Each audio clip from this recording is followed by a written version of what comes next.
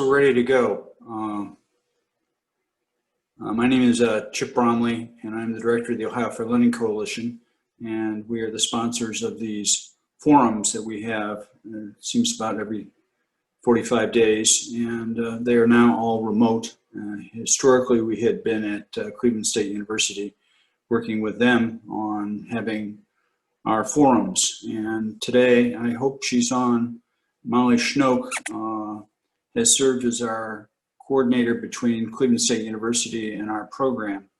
And it was her genius idea of having, instead of a once a year forum, everybody sat in a chair for 7 hours, that in fact we could work our way through having 2-hour events at noon down at Cleveland State. And we battled through snowstorms, Indians games, and parking issues. And especially when they built the new apartment building down there, it took away a lot of our parking. But we have been on the Zoom program, and we're happy to have it here. And Molly, are you there?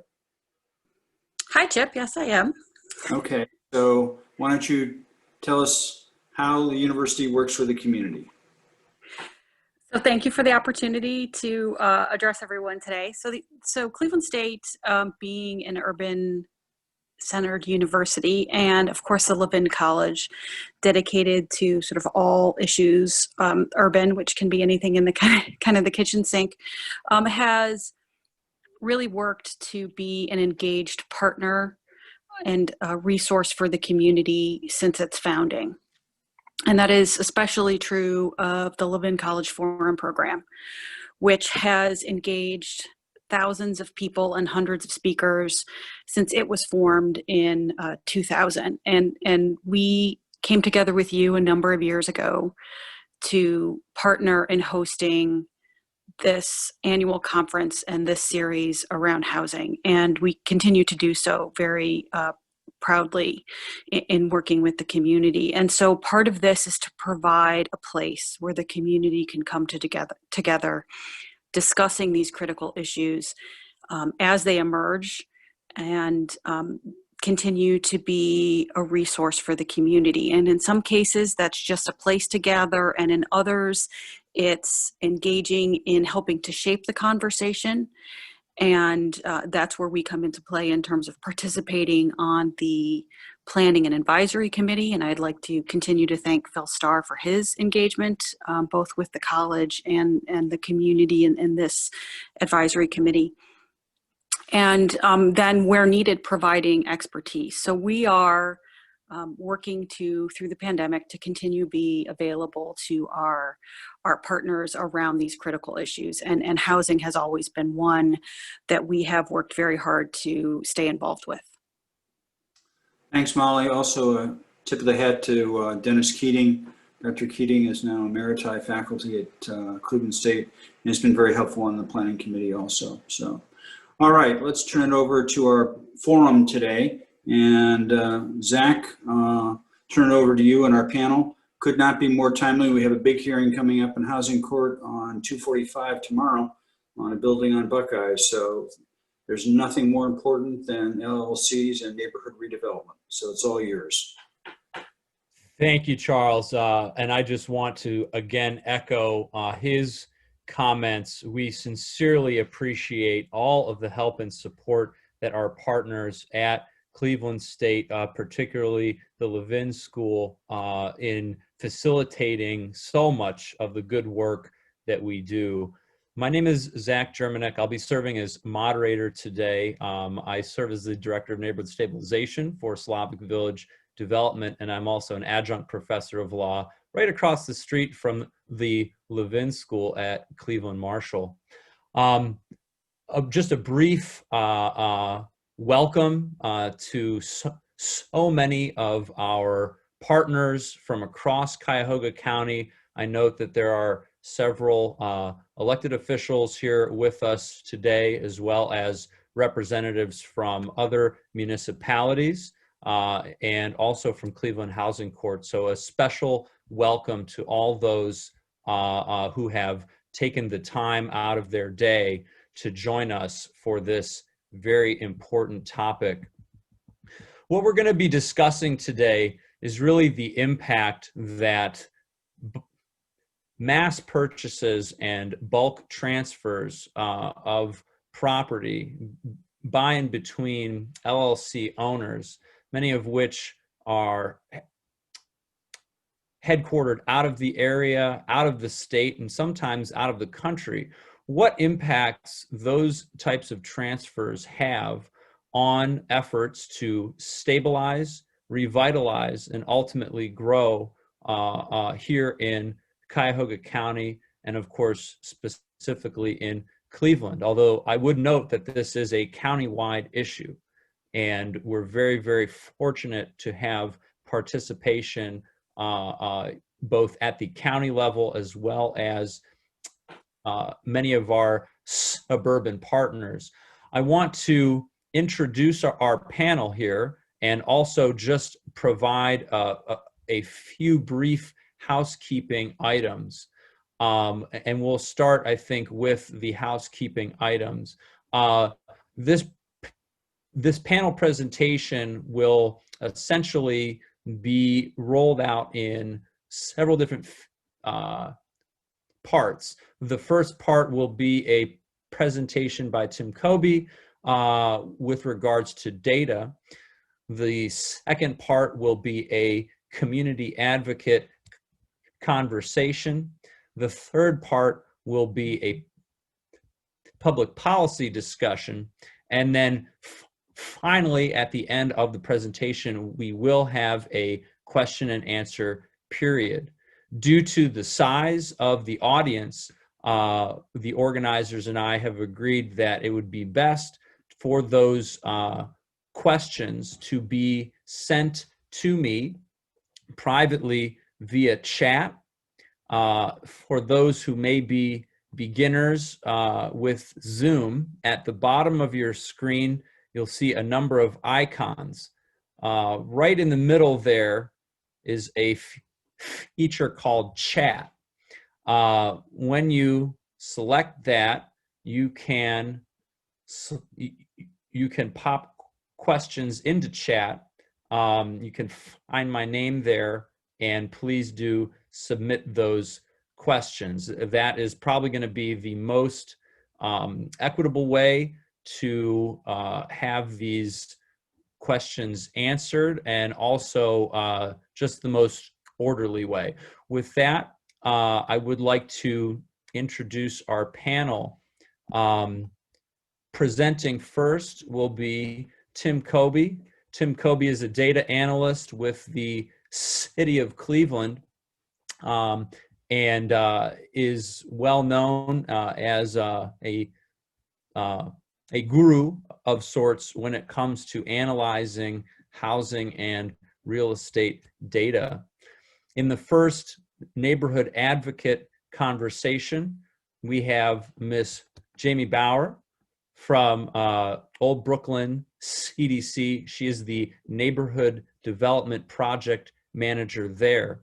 In conversation with Jamie is Mikhail Jean-Baptiste. He's a healthy homes coordinator, and he is serving the Central Kinsman and Fairfax neighborhoods on the east side of Cleveland, and is affiliated with Burton Bell Carr CDC. After their conversation, we are going to turn to Professor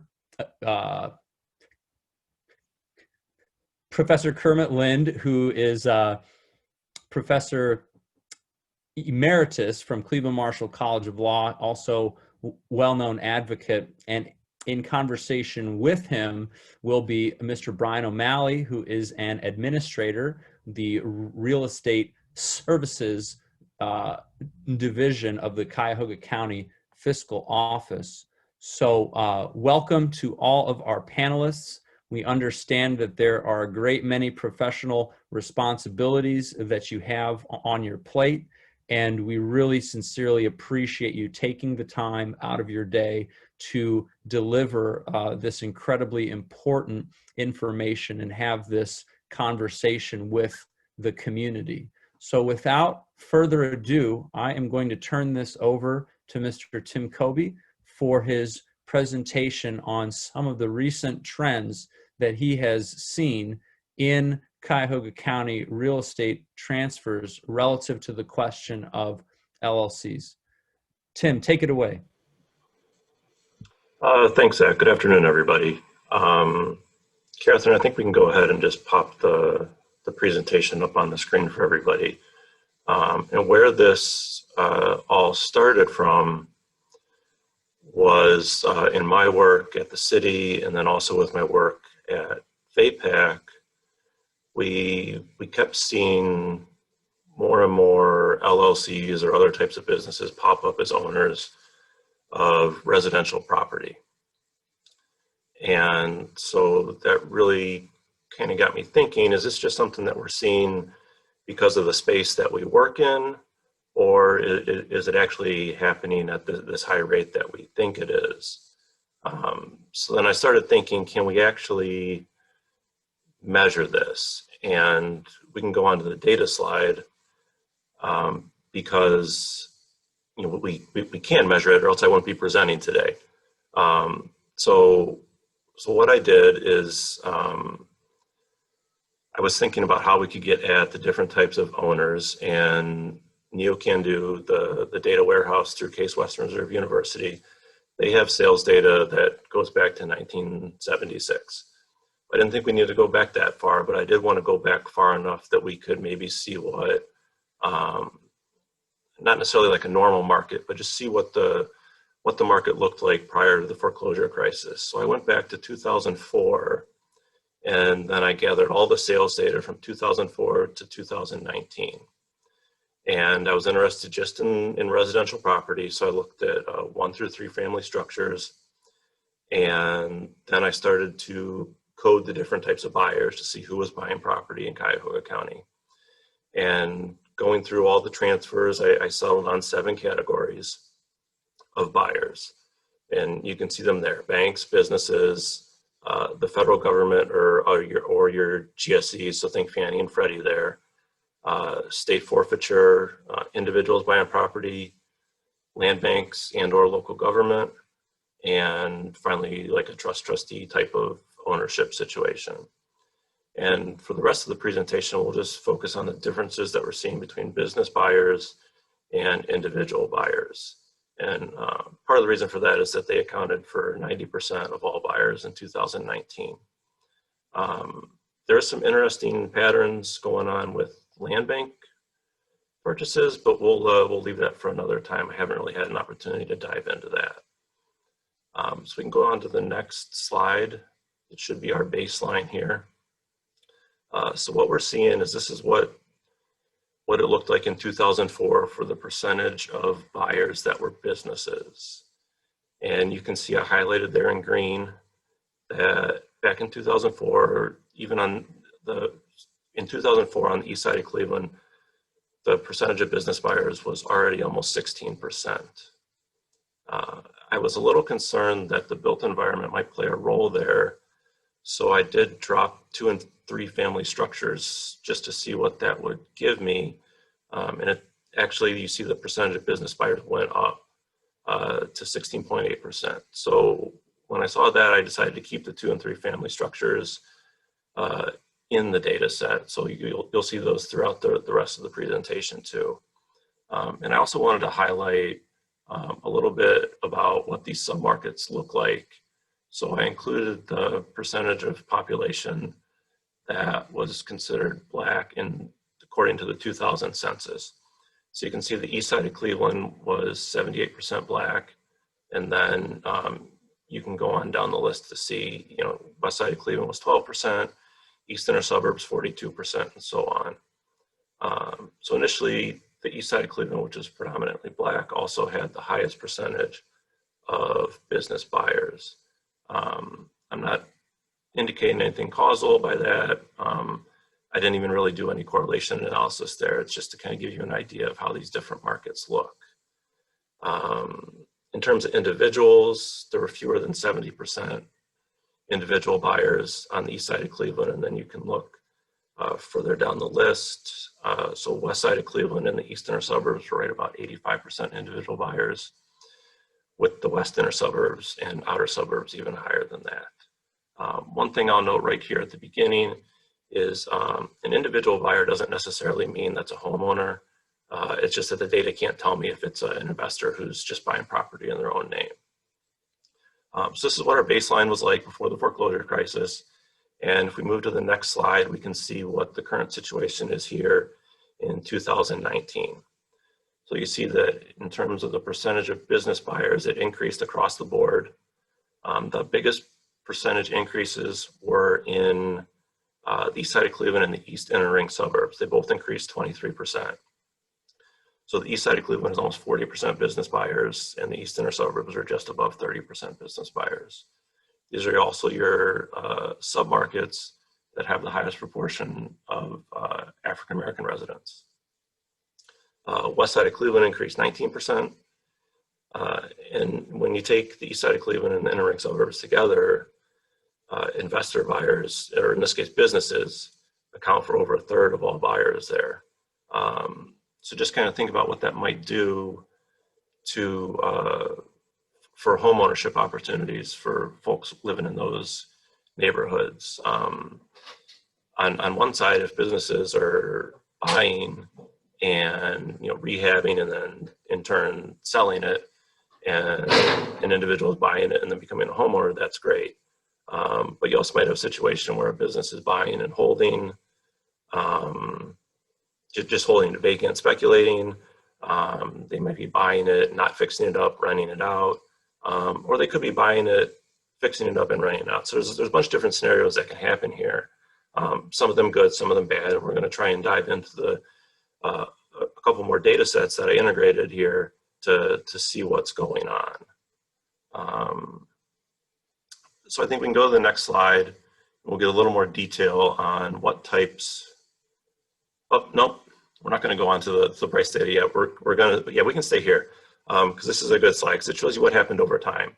So I showed you what's happening in 2004, and then you can see what's happened from 2004 to 2019. So you can see, let's start with the outer suburbs and the west inner suburbs, just because it's really easy to look at. So they had a relatively flat rate from 2004 up until 2012. And then they saw a slight increase. So we go from about 5% to 10% business buyers in those submarkets.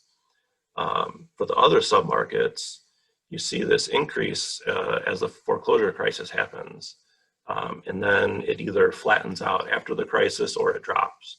So on the east side of Cleveland, all those businesses who were buying during the foreclosure crisis, they exited the market. And then it wasn't until 2012 where we see this increase again. And that's what that red bar is down the middle of the graph. It highlights where 2012 was at. So after 2012, you see these increases across the board. My thinking anyways, is that as the economy recovered, people were starting to think of how they're gonna invest their money, and real estate tends to be an attractive option for a number of people. And especially in a market like Cuyahoga County where prices were fairly depressed after the foreclosure crisis. So since I mentioned price data, we can go ahead and look at where businesses are buying at and where individuals are buying at in the next slide. So what I highlighted in orange there, it's the median. Well, first let me tell you about the data so we all know what we're talking about here. So what I'm looking at is the median purchase price of non-zero single property transactions of 1 to 3 family structures. So that means that the purchase price had to be more than 0 and it had to be only 1 property in the transaction. So say for example, if somebody bought 10 properties all in a bundle, I excluded that from this price data. So then what's highlighted in orange there is you can see the low median values that businesses are buying at relative to what individuals are buying at. So we're seeing that businesses are tending to buy at the lower end of the market and individuals are buying either in the middle or the higher end. And as I stated before, it's not inherently a problem as long as businesses buying at the low end are pulling the permits, doing the rehab work, and then either selling it to a homeowner or maintaining it as a rental. keeping up with the maintenance and all that. So then, what's next? Just an interesting observation that the gap between business buyers and individual buyers got greater between 2004 and 2019 in the west inner suburbs and the outer suburbs.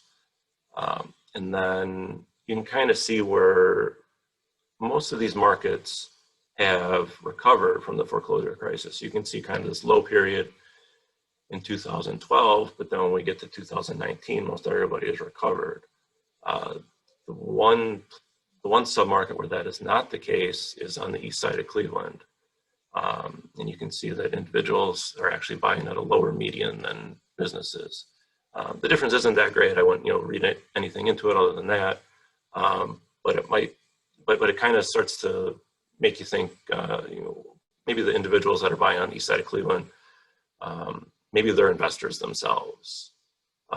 So seeing that price data on the east side of Cleveland, I wanted to dig in a little bit more to look at price trends across the entire study period for the city of Cleveland. And if we go to the next slide, I think we can see that. So highlighted in green there is our pre-foreclosure crisis prices.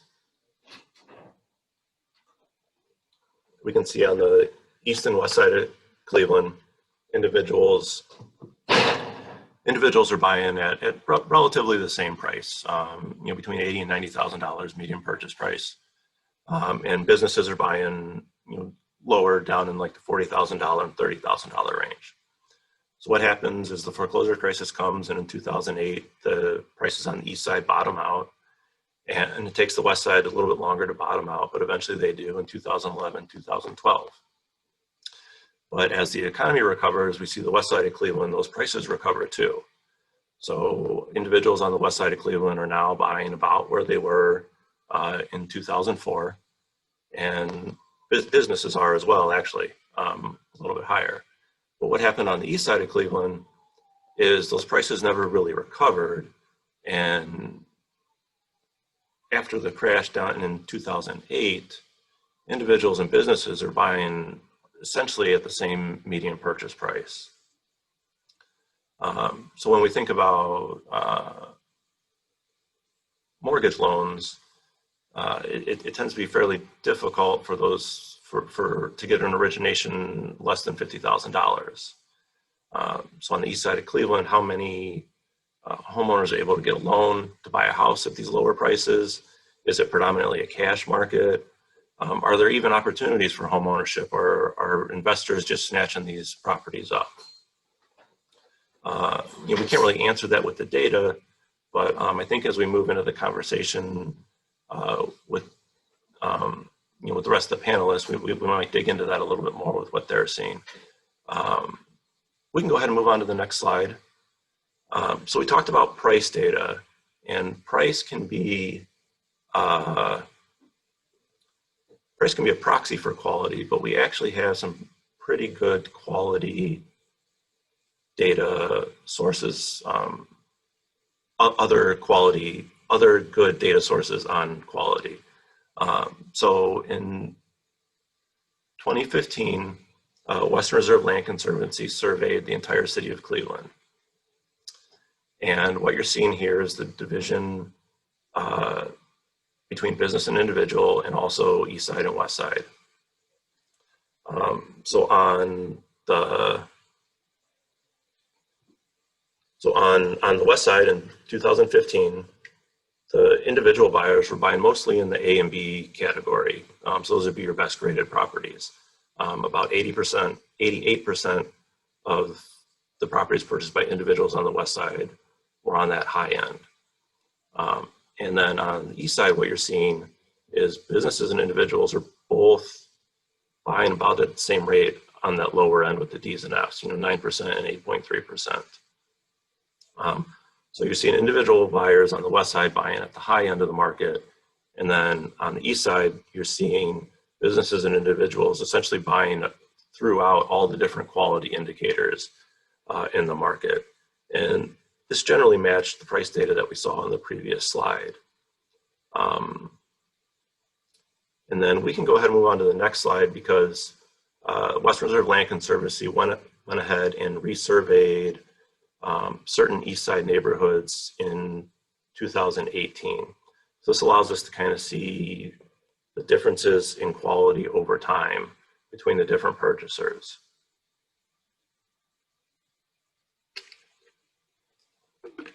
Sorry, I'm not used to talking this much in a row, so I need to take some drinks. So what we can see here is that the percentage of purchases in the A range actually went down between 2015 and 2018 for both businesses and individuals. And what we're really seeing is they're operating more in the middle of the market, so the B's and the C's. And there was a slight increase in the purchase of F properties, but overall, if you take D's and F's together, the percentage purchased at that low end actually went down. So I think there's some good information here that they're operating more in the middle of the market, which is great. But with the median value so low, it's kind of hard to figure out what to make of this. But speaking of the low end of the market, I want to take a little bit closer look there to see what was going on, especially since we see on the east side of Cleveland, individuals and businesses both purchasing in this low quality market pool. So if we go to the next slide, what I did here is I was looking for a way to get at the low end of the market beyond the Western Reserve Land Conservancy survey. At the City of Cleveland Department of Building and Housing, we have a couple different indicators that would get us there. And I felt like the easiest one to do for this presentation, given the time constraints I had to get ready for it, was to look at board up data. So we board up a property if we get a complaint for the property being open, vacant, and vandalized. What we do is send an inspector out, confirm that the property is open to casual entry, and then we will send out a board up contractor to board the structure. This is generally a pretty good indicator of lower quality properties, properties that have been broken into, properties that have been vandalized, burglarized, people go in and take the copper. It's just a good indicator for your lower quality properties. So what I did is, for purchases between 2010 and 2019, I looked to see if there was a board up around when the property was purchased. So in this case, around means 6 months prior or 6 months after the purchase date. And that kind of gives us an idea of who's purchasing these lower quality properties. And then what the graph shows us here is the purple line and the orange line go together, and they're on the left axis. And the red line and the blue line are together, and they are on the right axis. So you can see that the percentage of businesses buying a property with a recent board up went down across the time period from 2010 to 2019. Individuals, it stayed relatively stable. Unfortunately, what I found when I looked at the data a little bit closer was that the drop in the percentage drop wasn't actually due to businesses purchasing fewer properties that have been boarded. It was simply due to the fact that businesses are purchasing more properties. So then you can see on the right, what's happening is it bounces up and down, but it is generally relatively stable. So both businesses and individuals are averaging about 126 purchases a year since 2010 with the recent board up. So there's kind of this stable amount of buying at the low end of the market. We can go on to the next slide, I think.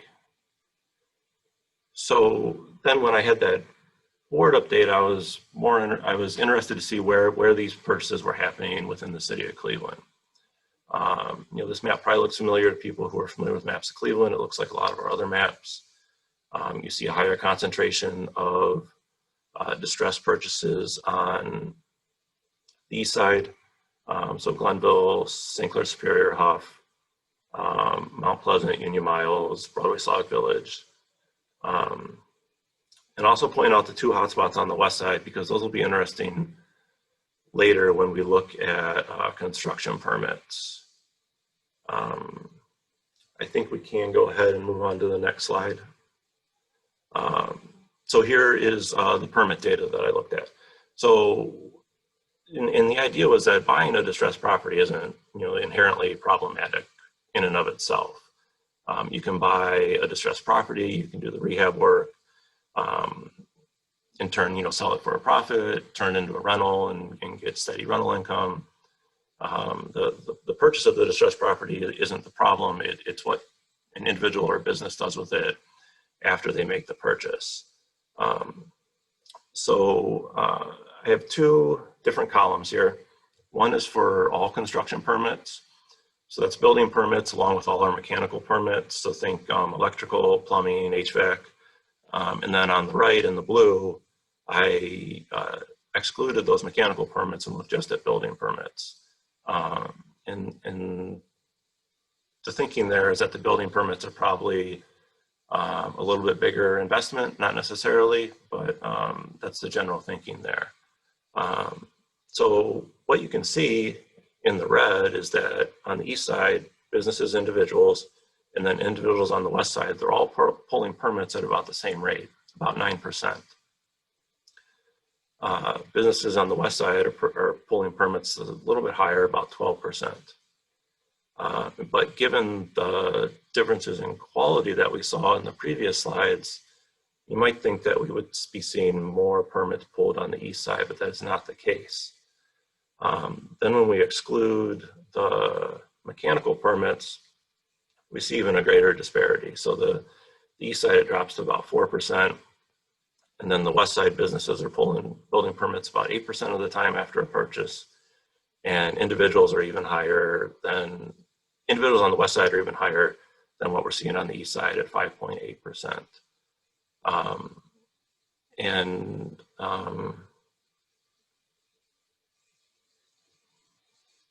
And so then I looked at the properties with the recent board up in 2018 and 2019, and only 155 of those had a permit pulled after purchase, and only, and when I looked at only building permits, that only occurred 99 times.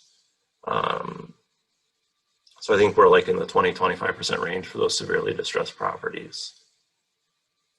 So then what I did is I went ahead and mapped it again. I like maps, they tell you a lot of information, so we can go on to the next slide. And I apologize for putting these together on the same slide because it makes them so small. But I think it's important that you can see them together to see what happens when we're when we drop the mechanical permits. So on the left, we have it where this is all construction permit activity. You can see there's that high concentration in Detroit, Shoreway, Ohio City. And then we have a few other hot spots, Old Brooklyn, Cams, Bel Air, Puritas, Jefferson, and then on the east side, you see some activity, Lee Harvard, Union Miles, Mount Pleasant, and then up in Glenville. But then when you drop those mechanical permits, you see that we really have this strong concentration still in the Detroit Shoreway neighborhood. And then you still have some building activity going on in Cams, Old Brooklyn, and then over in Ward 1. But you kind of lose that concentration in Glenville and other areas in the southeast part of Cleveland. And this is another one of those things where it's the lack of building permit data in the east side neighborhoods versus the construction permit activity. It's not necessarily a bad thing. It's something that the data really can't tell us.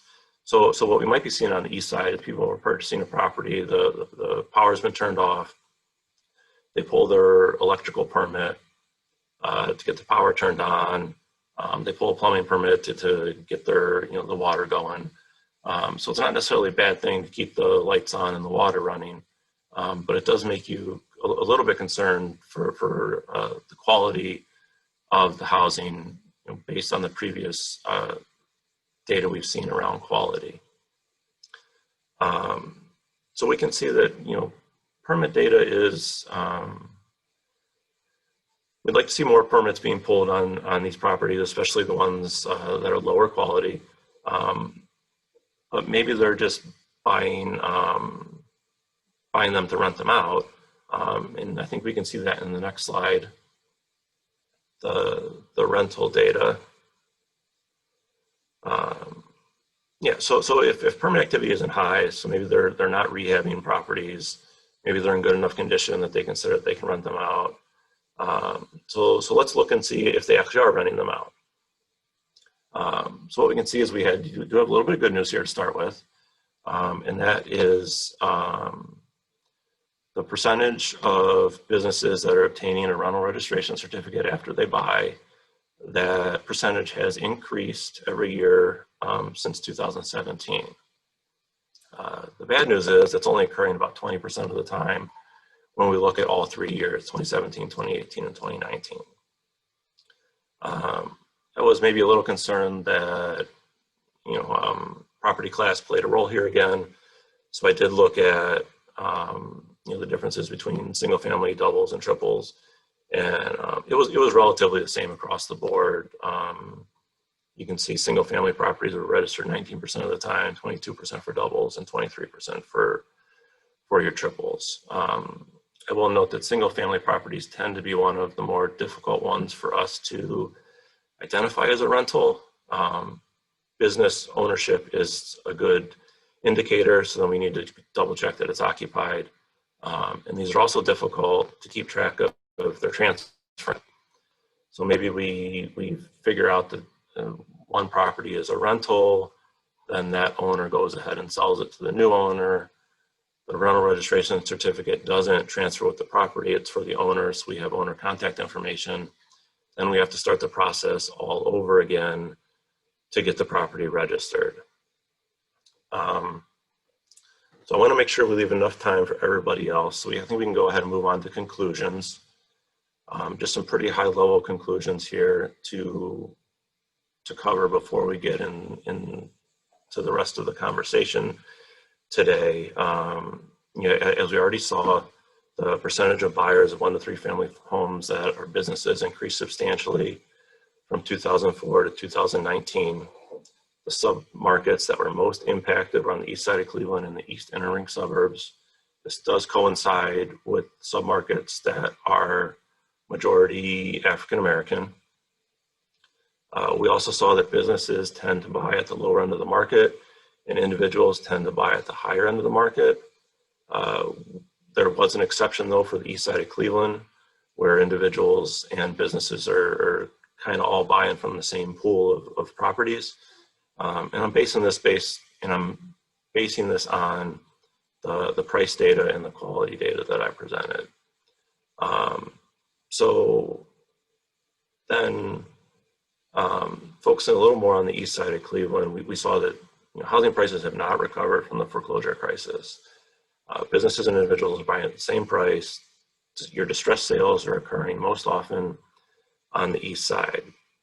So as I mentioned before, we've seen that the east side of Cleveland has largely turned into an investor market where people are buying these to flip them, they're buying them to rent them out. Are any potential owner occupants able to get a mortgage for a purchase on the east side of Cleveland? Just some worrying trends that I saw there with price data, with quality data. So then onto the construction permits, like I said, if you're buying a property as an investment, that can be a good thing for a neighborhood, but we're only getting permits about 10% of the time. And building permits were mostly focused on the near west side and not as scattered throughout the city as we might want to see. If you're not renovating the property to to in turn sell it to a homeowner, maybe you're buying it and renting it out. Well, that wasn't necessarily the case either, since we're only seeing about 20% of purchases getting registered as a rental. So this led me to kind of 3 less than ideal scenarios that might be occurring with more property in Cleveland than we'd like to see. And that'll be on the last slide for my presentation. So this has taken together all the data that I presented: price, quality, permitting, rental registration. So if they're not pulling permits, if they're not registering the rentals, these are the 3 scenarios that I came up with. And I'm sure the other panelists will have some good ideas here too. But one of the ideas is that businesses are speculating or otherwise holding property vacant without improving it through legal rehab. They're renting the property out without registering it, which obscures it from the rental registration inspection process, and in the near future, the lead registry. Or they're renovating property without pulling permits, throwing into question the quality of work. So I think that just kind of sets the stage nicely for our remaining panelists. It kind of gives us a good overview of who's buying property in Cuyahoga County. We were able to look a little bit at price data in the county, and then we were able to take a deeper dive into the city of Cleveland. And lastly, before I turn it over to Zach, I just want to say thank you to anybody who reviewed an earlier version of this presentation. I really appreciated all your comments. I think it made it a better presentation, and just thank you for the honest feedback and the constructive feedback. With that, Zach, I'll turn it back over to you.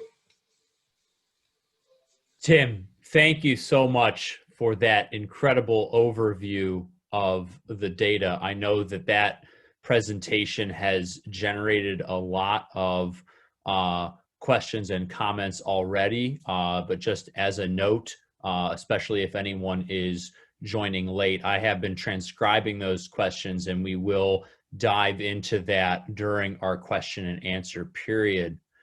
But we did want to move forward here, and I want to turn this first panel discussion over to 2 incredible neighborhood advocates. I'd like to invite both Jamie as well as Mikhail to unmute themselves.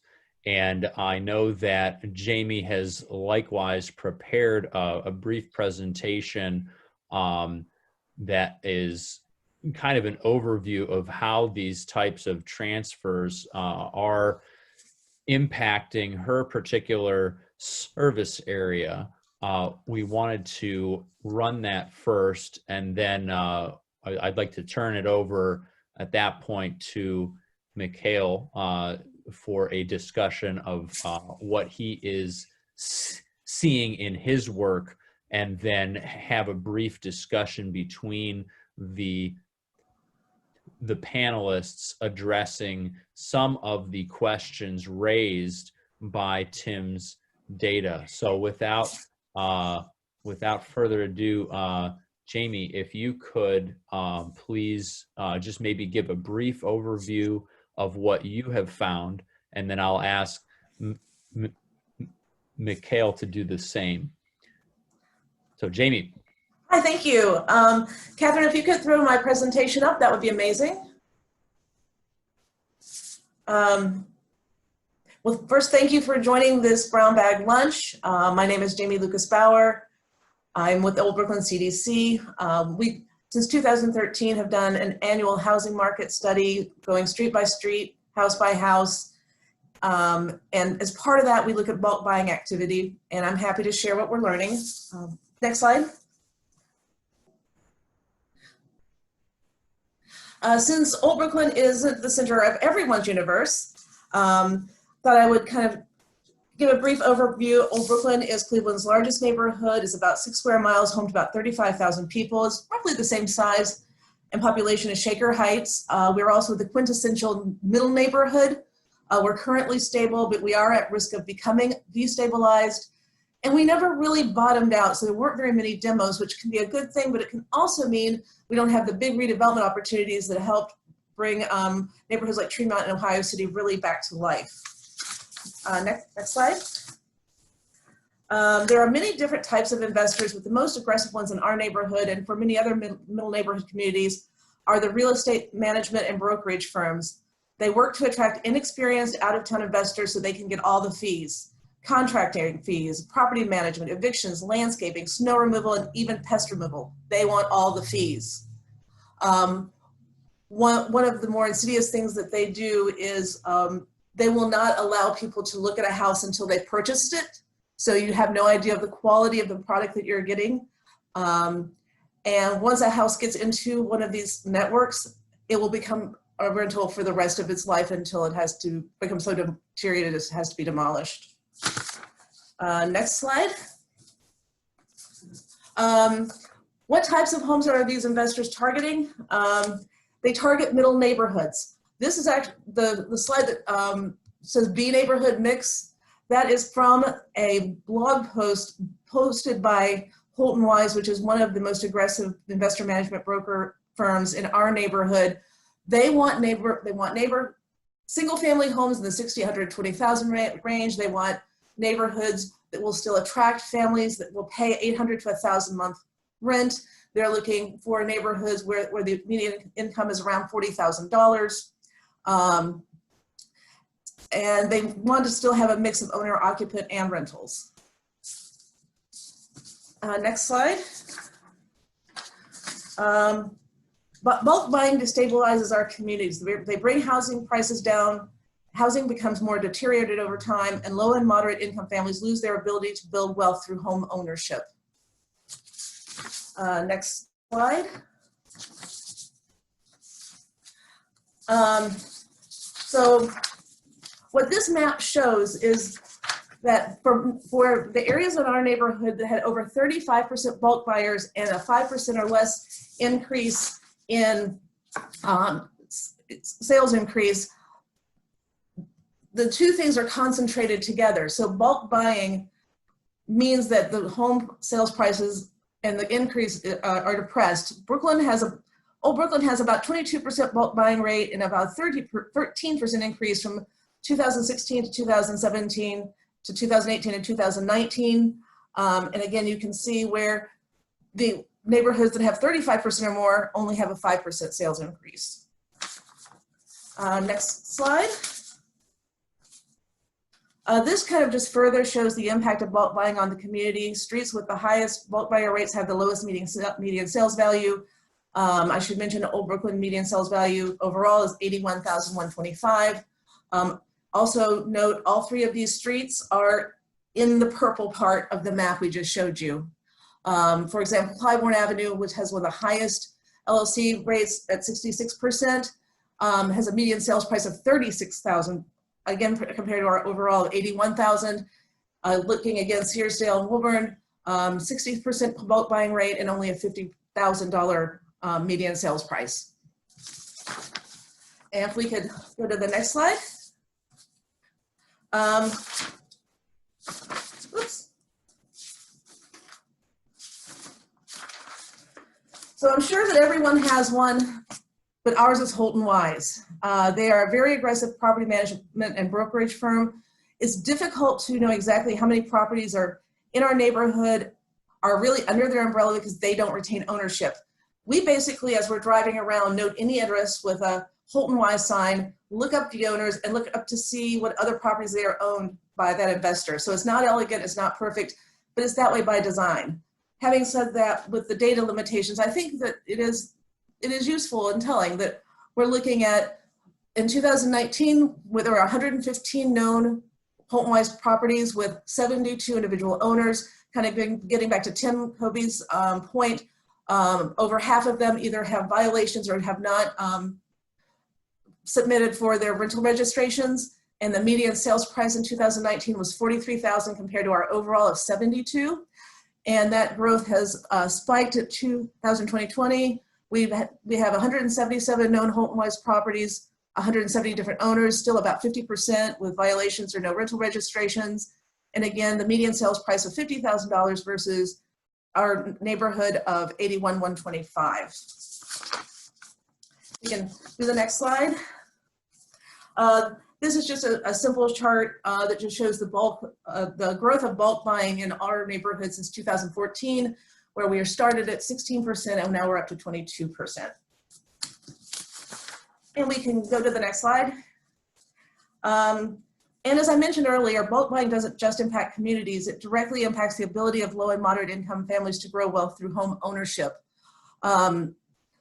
As I mentioned earlier, bulk buyers are really wanting to buy homes in the $60,000 to $120,000 range. And they're really buying them up in Old Brooklyn, they're scarfing them up. And so I took a mortgage calculator and tried to look at, so if a low income family at a 50% area median income, they can generally afford homes in the $50,000 to $80,000 range. And moderate income families at the 80% AMI can generally afford homes in the $80,000 to $100,000 range. There are almost no homes that don't get eaten up by the Holton Wise and the like. So these families cannot buy these homes and they will permanently become rentals, which makes these families become permanent renters. And next slide. Thank you for your time. I hope this was informative and I'm happy to answer any questions. Well, thank you, Jamie. And just a note, we are going to hold questions until the end of the presentation, but we sincerely appreciate everyone who has already submitted questions, and we hope that you will continue to do so. I want to turn this now over to Mikhail Jean-Baptiste, because as you know, Jamie and I think Tim have already noted, there are some very, very significant disparities in the activity which is happening on the east side of the city versus the west side of the city.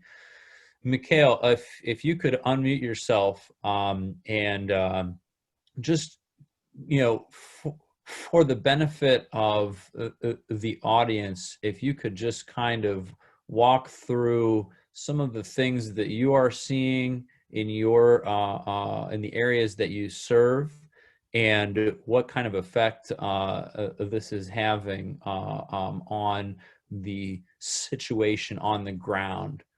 So please take it away. Hey everybody, so my name is Mikhail. I do the Healthy Homes Initiative with Burton Bell Carr, and I do a lot of surveying and I do a lot of outreach in the Central Kinsman and Fairfax area and sort of code enforcement also. So I've reported a lot of different buildings and I do a lot of work with building and housing, and I appreciate them for you know, taking up the task of maintaining and boarding up and, you know, tearing down certain buildings and taking up that initiative. What I see on the ground a lot is a lot of people being taken advantage of by a capitalistic model that we have right now. So the people who don't have the first step to creating wealth most of the time is home ownership. So people are being held back from that strategically. You know, you'll see signs all over the neighborhood, "We buy houses," just like you would in Old Brooklyn. With these different corporations that feed off of people's vices, they feed off of their misfortunes. And when something bad happens, like a pandemic, like a coronavirus, or a pandemic like, you know, human health crisis like racism, you are subjected to LLCs, corporations, institutions sometimes who may also take your home. Being on the ground level, I've also learned that building a house is not cheap in any way, form, still to this day in Cleveland, Ohio. So a lot of times the value of these homes are pushed down by so many different factors to where an investor can say, oh, I won't be able to get a house for $30,000, $20,000 anywhere else in this world. And even if there was an abandoned lot right here, it's still going to cost me about $80,000 to $100,000 to build this house. And then I still have to build this house in a neighborhood that might not sell for $125,000 or $150,000. So investors from out of state, they see that and they feed off of that. Majority of the problem homes I come across that are a difficulty are owned by LLCs. And a lot of these LLCs are coming out of Israel, on St. Clair Superior. I've seen some coming out of China. I've seen them coming all from different places, and some places are in America. I've seen a lot of California people owning homes all throughout the city. And it's tough because the people in the city don't really get the opportunity to take advantage of wealth creation. And then also there's a gap in the education side. And I also think there's a need for reentry programming. A lot of times people come out of situations and they come back home and they're not able to stay in their neighborhoods or be able to retain their wealth and be reinserted into their communities. So it's kind of like a mix between what I've been doing is like kind of a mix between social work and real estate development and trying to be understanding to people's situations. But it's a lot of people being taken advantage of on the East Side, and specifically, Black and brown communities. Our communities in some way are kind of being held for ransom by for-profit entities. And a lot of times there's such a big wealth gap in this country that it's kind of hard for somebody to say, okay, I'm going to invest into my neighborhood. They might not have the knowledge. And then a lot of times there's nobody to transfer the wealth to. So you'll get a lot of seniors who their kids may have passed away, they may have moved away, or they may be incarcerated. And from that trauma, they don't want to, some may not want to be in this community anymore. So then there's a transfer. Who's going to transfer the wealth? Who's going to buy this house? Because that's one of the main components. So, and I think the Central neighborhood is a great neighborhood that is a good example of a lot of home ownership being retained. You won't see a lot of the things that you'd see in the Kinsman, Buckeye, Union Miles, a lot of different neighborhoods, even in some of the Glenville, because the home ownership, those are new homes that have been built. And I think it's really important for different community development corporations and institutions to partake in lease to purchases and new development. So you won't have to worry about that house that could be worth something, but since the whole neighborhood the price has been pushed down to where it's kind of hard to, and there's no businesses over there also. So that's just my kind of what I see on the ground. I see a lot of LLCs taking advantage of the different vices that we have, and just being taken advantage of and also held for random for a profit. Mikhail, I sincerely appreciate what you are observing and what you have noted here. I think one of the threads that ties both your work as well as Jamie's work together, and I heard it in both of your presentations, it was this question of access. I think it's pretty well settled that in our society, the ownership of property is a gateway to so many things. The equity, the stability of not only a person's situation, but the ability, as you just mentioned, to transfer that, to pay it forward in a sense to the next generation and generations thereafter, all pretty much stems from the ownership of real estate. I wanted to put the both of you in conversation here, really around the topic of what strategies have both of you implemented in order to provide access or otherwise defend the housing stock in your neighborhood from falling prey, in a sense, to what I think Tim's data shows as something of a predatory, or at the very least speculative, real estate model. So Jamie, first you, and then Mikhail. So, I mean, there's not enough money to buy up all the houses out from under the bulk buyers. So our strategy has been to take our robust data and share it with VAPAC, which was Vacant and Abandoned Property Action Committee, Frank Ford, the City of Cleveland, in hopes that we can push forward legislation that would make it easier for a housing court to hold property managers responsible when there's an out-of-town owner, to make it harder to transfer properties when there's another property owned by that owner that's tax delinquent. So we're kind of, I guess what we're trying to do is partner with as many local, regional, and state partners as we can, share as much data as we can, so we can try to make some policy differences.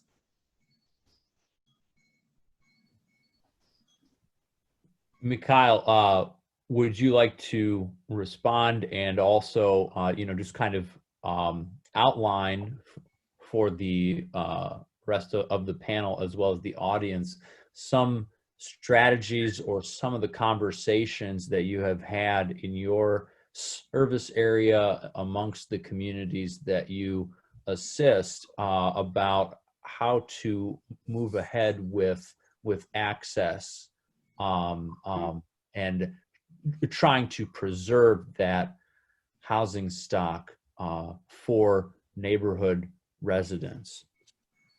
I'd say that what we're doing here at Burton Bell Carr is we focused on new development. What you see we have going on Colfax Avenue, trying to build new housing with the low income tax credits, partnering with developers, partnering with partnerships is very important. I believe in doing this because we can't buy up all the homes. A lot of people think that the CDC can just buy your house and work it out, but we don't have the capacity to do that. So partnerships is a major thing, partnering with ODOT, partnering with CMHA, and even doing our own development with new housing. I'd also say social entrepreneurship is very important so that the community can partake in the economic development in the neighborhood. Some of the solutions I do believe are land trusts. We're trying to figure out a way that people can retain the ownership of the community. The community can retain ownership, the people that live there specifically, that have a vested interest. And also good stewardship. I think that there is ways that people can be an investor, but they have to have good stewardship. The big thing is, are you going to do the right thing with this house? Are you going to give the person an opportunity to purchase it? And is that your end game? And a lot of times it's not people's end game to transfer the wealth over to somebody else. A lot of times that I see is just outside entities controlling the community. And I'd also say now it's at the point where a lot of people are going, doing different kind of means because they don't feel the support from the institutions and the way that the city's been designed. So a lot of times people are going to hard money lenders. They're trying to find outside investment because because a lot of banks won't give you the kind of loan that you need because the banks don't see a profit in doing business in that area sometimes.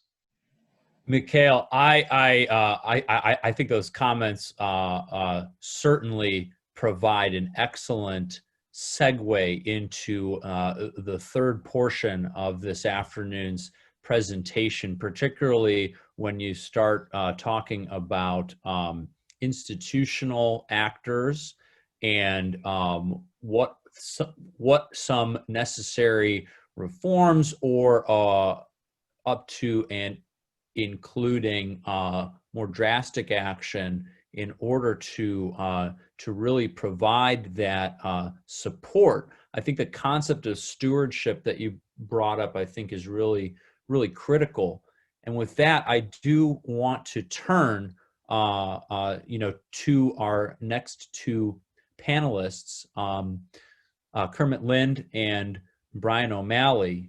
I have to be remiss. I did not have the opportunity prior to address the order in which the panelists would like to present. And so I hope that I am not putting Brian on the spot here. But Brian, if you could perhaps speak a bit about some of the things that you are seeing in your capacity working with the Cuyahoga County Fiscal Office relative to this topic of bulk purchasing by LLC actors, some of the disparities that you have seen, and what your office is able to do, and also some of the things that we can perhaps organize around. So without further ado, Mr. Brian O'Malley, if you could unmute yourself, and we can take it from there. Okay, thank you, Zach. Yeah, Zach was mentioning, I've seen it's increased over the last several years. I just recently ran some reports showing just quit claims, and we're at over 5,000. I think we've processed this year, and over half of them had delinquent taxes. And so that seems to be the biggest theme that I see, is a lot of these quit claims, and they're not, they're just, going to a high legal blank or online. And some of them are so nefarious that they're actually looking around neighborhoods and seeing if there's an abandoned property, and they pay a notary a couple $100. They forge that person's name, they come in and file it, and and then they'll either put it into a dummy corp, and then they find someone who's, thinks they're buying a house. In reality, it's already in foreclosure. There could be an old mortgage open. It's just basically a long con, or a short con, really. There's some other cons going on. There's ones where they're actually burning down the homes. They're actually, like, these are a little more complex as far as long ones, and they're they'll have someone take title to a property, and a lot of times it's actually a forged deed. They'll do what I'm saying, like they'll find a out-of-state owner. Looks like nobody's living there. They'll transfer the property into somebody's name. They take out an insurance policy, and if it's under 100,000, the insurance, they're not investigating. They're just getting the fire insurance is paid out, and they split the money and they move on to the next one. But like I said, the more common one is literally just these people doing these quit claims. They'll like I said, either that they're forged, and the whole real estate system all hinges on notaries. So if you're willing to, risk indictment to notarize a forged document, that's a small, there are people out there that are apparently doing that. So I'm hoping that the Secretary of State taking over the Notary Commission, and they tightened those, the conditions to become a notary, and I think they're doing a little more background checks. Hopefully we'll kind of get rid of some of the bad actors that are doing this. But one of the things we're doing is the legislature allows us to county auditor, and I'm essentially the county recorder and the transfer and conveyance, so they sort of merged us in this charter government. So the auditor portion of my responsibilities, along with the engineer, can write every county. In '97, they passed a law saying each county should write transfer standards. Ours have not been updated in 20 years. In concert with them, we have a draft that has been signed off on by our law department, and we're going to be having, by law, you have to have 2 public meetings before they can become law, and then it just has to be signed by the fiscal officer and the director of public works, so the county engineer and in the old commissioner's government, the auditor and the engineer. And one of the main things we're going to have is if there's delinquent taxes on the property, we're not going to transfer it. They're going to have to go down to the treasurer's office and make arrangements, because that's one of the things that's happening, is if they're just taking these properties that have like 5, 6, 7 years delinquent taxes, and they're just quit claiming it to the next person, to the next person, to the next person.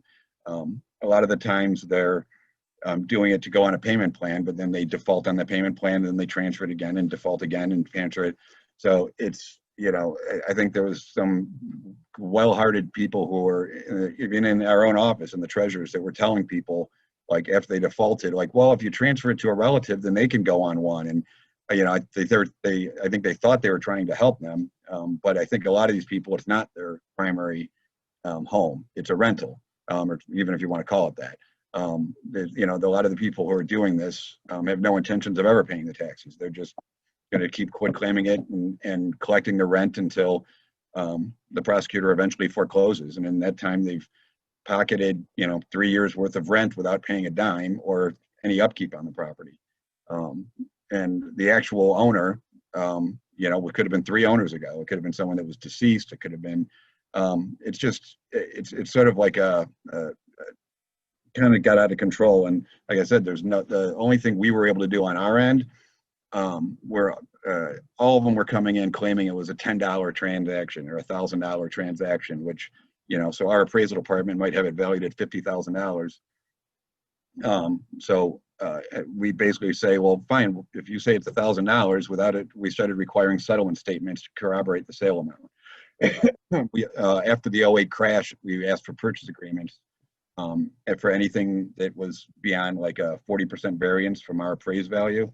So if we have it valued at 100,000 and they're saying they're paying 50, we would ask for a purchase agreement. Well, then those got way too easy to fake. They were just going, again, downloading a purchase agreement and putting down, I paid $1,000. So in 2016, we adopted the policy that they have to provide us with a settlement statement, which for a layperson is a lot harder for them to fake or forge or create or whatever.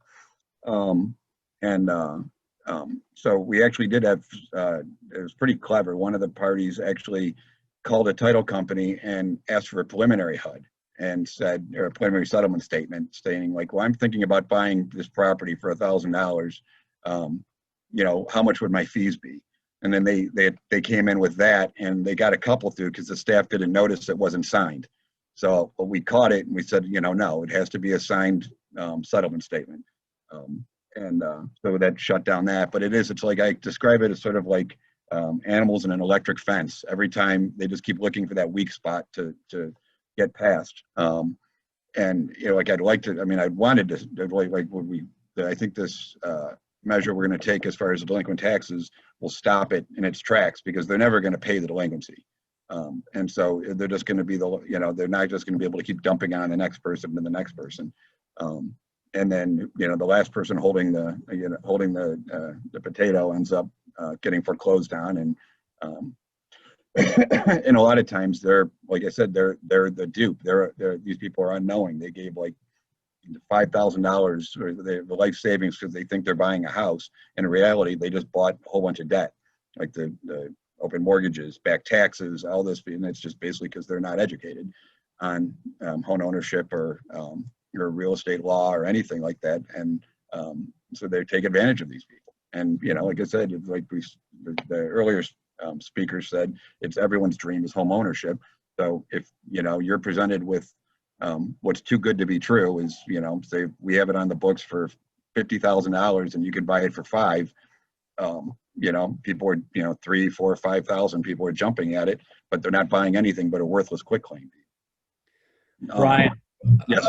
I am so sorry. I did note that that we do have a cutoff at 2:00, but I want to pick up on something you said about weak points in the fence, and because I know that this is we are having some great questions being proposed, and I want to leave time for all of the panelists to be in conversation. But picking up on that theme of weak spots in the fence, I wanted to turn things over to Kermit Lind, and Kermit, if you could unmute yourself and perhaps kind of give an overview of what you're seeing there in terms of what are some of the weak spots here that the institutional actors involved here. We've heard from Brian, of course, about some of the steps that they are taking administratively at the county fiscal office. Could you please highlight for the audience and the panel some of the other things that you have noticed in your research and your activism? Glad to do that. And Brian, I think you're going to walk away with a halo around your head because people are looking for somebody in your office to step up and help out, close some of those gaps. I'd like to focus my comments largely on code enforcement and the policies and practices related to it. What Tim has demonstrated is that we all can know what's really happening now because we have a very robust, excellent data system available to us to do studies just like what he's done. So we can see not only what has happened and the results that the neighborhood advocates are reporting, but we can see to some extent the process by which that occurs. And we know that we can work on upgrading and coordinating community or code enforcement actions. Right now, the whole code enforcement apparatus does not operate as a system. It operates more as a collection of silos that aren't really collaborating or cooperating with each other. They're not coordinated. That can be fixed. I mean, that's just a matter of getting people to see the common interest they have in solving the problem. We can also investigate and monitor individual cases that we spot at the neighborhood level. And I've got something that, if we have enough time, kind of illustrates how that, with a lot of help from our county officials, is possible to do. And we need to also get new legal procedures that are already available into deployment. We need to use, specifically, I'll point to, we need to use civil enforcement actions where, in a lot of instances where we're relying too much on criminal actions. In a criminal case against an LLC, the court cannot put the LLC in jail. And if the LLC is broke, fining them is not meaningful. And in any case, no criminal punishment repairs a house. The bottom line is repairing a house, getting compliance as a result of the code enforcement action. So we're wasting a lot of our resources using only criminal actions to enforce particularly entities as opposed to individuals. We need to also, in all of the cases, whether criminal, civil, or administrative, focus on compliance being more important than punishment. And again, with what we've seen today about LLCs, that is especially critical when we're talking about LLC ownership, because their design and their business model is to avoid, if not evade, compliance, because it's a cost of doing business that undermines profitability. And the fact of the matter is, we can prevent a good deal of the spread of hot potato flipping, and we can really help neighborhoods and be empowered partners in code enforcement. And has been clearly demonstrated that the results of not doing so are taking away from the dollar value that we are putting into neighborhoods for recovery. So I think another study would be, for every dollar spent in rehab and recovery, how much is wasted because of the environment, the circumstances of what's going on in abandoned houses next door. And if I could share screen now, I'd like to demonstrate a little bit about what the county is providing by way of indicators, early indicators of a problem.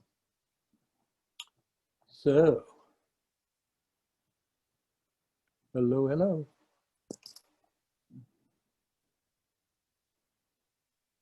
Kermit, if you click on the green share screen button at the bottom of your tab there. Oh, I need to click on it. I thought you were doing the clicking. Okay, there we No, go. sir. All right.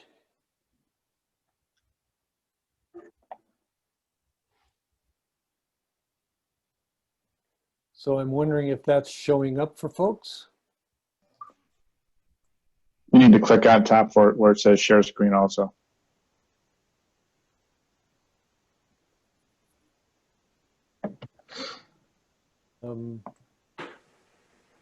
I don't see share screen up on top.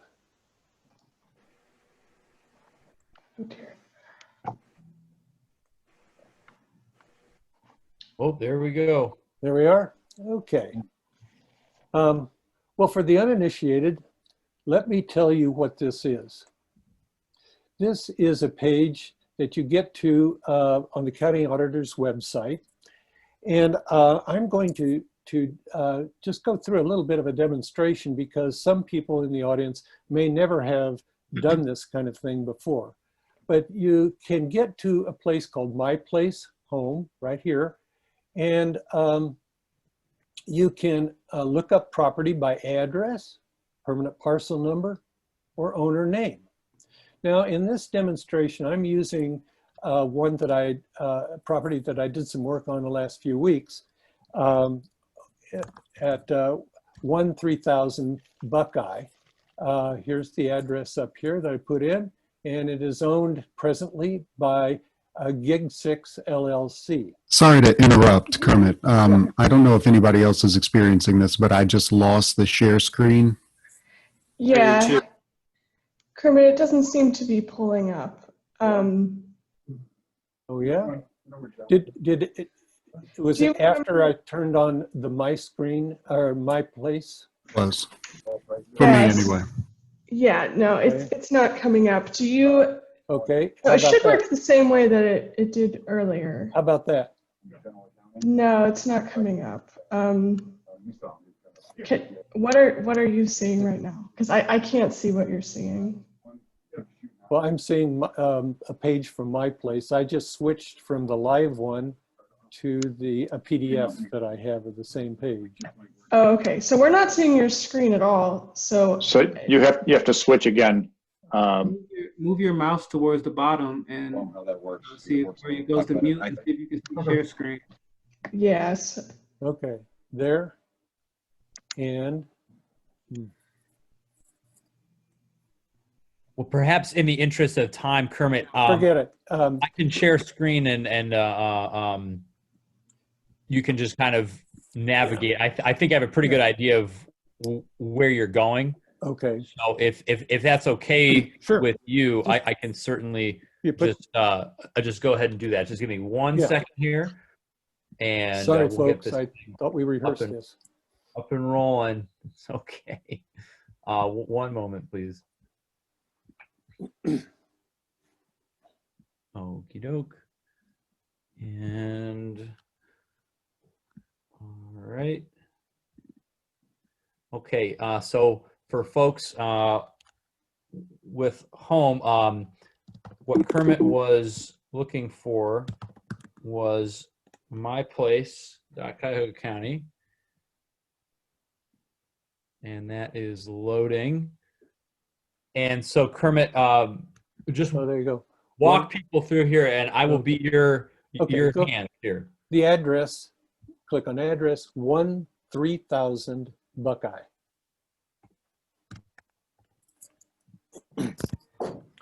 Now, we've been talking about dwellings in 1 to 3 units. This one happens to be an apartment, but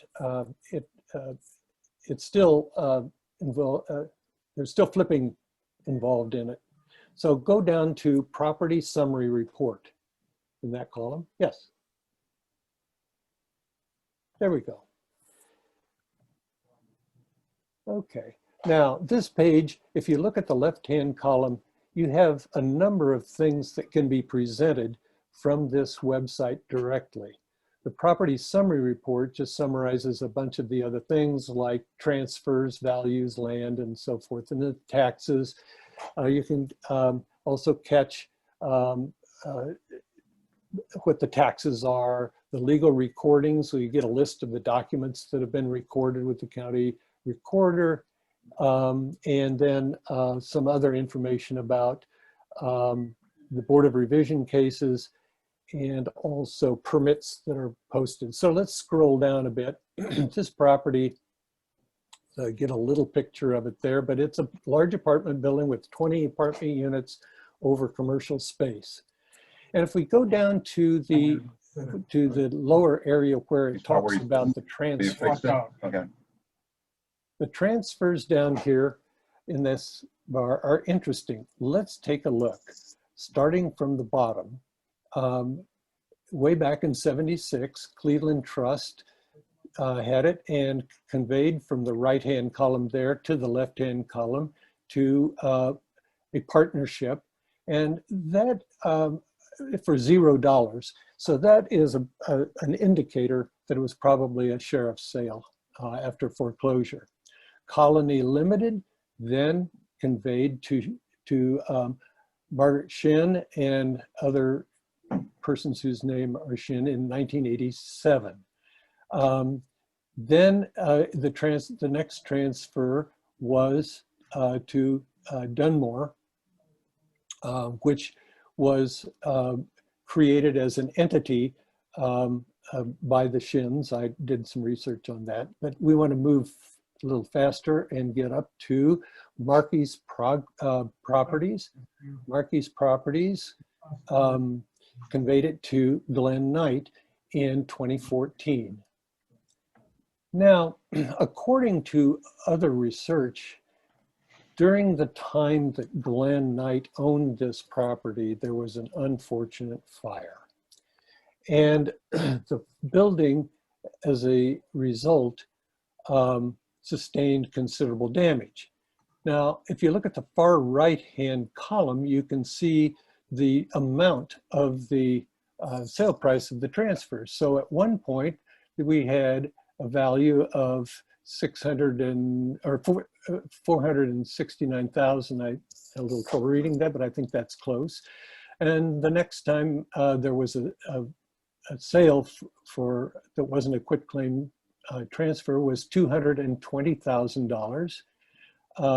And then we get up to the sale from Glenn Knight to Green Apple Supplies LLC, a local LLC, for $20,000. Fairly significant reduction there. And then finally, from 2016 to 2019, Green Apples owned it, and then in 2019, just last year, conveyed it to Gig 6, who is now the current owner. Now, if we go just up there, perfect, we can look at improvements, or permits. And that list of permits, if you start from the bottom, you can see that there was a change of use permit. That was way back in 2007. But in 2015, there was a board up, and there's a note about a fire. And then in red, we have $267,000, which I believe is meant to describe the estimated cost of fixing, of raising the building after condemnation. Above that, all of the permits refer to board ups and inspection. So from the time of the fire and the condemnation in 2015, we don't have any other permits that are listed here. Now, personally, my own experience with this kind of information, you can't count on the transfer of this kind of information from the municipality to the county. And that's, I don't know if I don't mean to knock them, but that's just kind of a reality of the way information is handled. Going up a little further, this is going real well. Thank you, Zach. We notice here in the description of the building that it, as I said before, is rental space, but it also is, if you look at condition, unsound. Now, had I the pictures, I would demonstrate that with a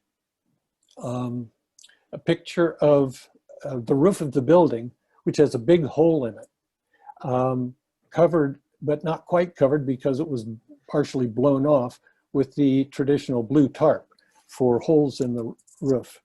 And this hole was made by fire. You can see the fire damage. How long do you suppose it takes for a hole in the roof to result in internal damage?